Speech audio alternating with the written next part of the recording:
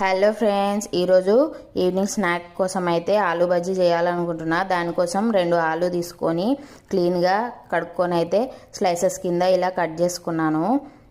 So తర్వాత ఒక బౌల్లో నాకు కావాల్సినంత పిండిని అయితే తీసుకున్నాను. శనగపిండి నేనైతే 3 to 4 స్పూన్స్ వరకు తీసుకున్నాను. అందులోనే కొంచెం వంట సోడా వేసుకోవాలి, అలాగే తగినంత ఉప్పు, అలాగే కారం కూడా వేసుకున్నాను. దాన్ని బాగా మిక్స్ అయితే చేసుకున్నాను. తర్వాత కొంచెం కొంచెంగా వాటర్ వేసుకుంటూ మరీ గట్టిగా కాకుండా మరీ పతలా కాకుండా అయితే కలుపుకోవాలి. తర్వాత స్టవ్ వెలిగించి స్టవ్ పైన కడాయి పెట్టుకొని అందులో ఆయిల్ వేసుకొని అది వేడైన తర్వాత పిండిలో ఆలు స్లైసెస్ని ముంచుకుంటూ అయితే వేసుకోవాలి. వీటిని ఈవెన్గా 2 వైపులుగా ఫ్రై అయ్యేటట్టు చూసుకొని మంచి గోల్డెన్ కలర్ వచ్చిన తర్వాత తీసి సర్వ్ చేసుకుంటే మన ఆలు బజ్జీ రెడీ. Please subscribe.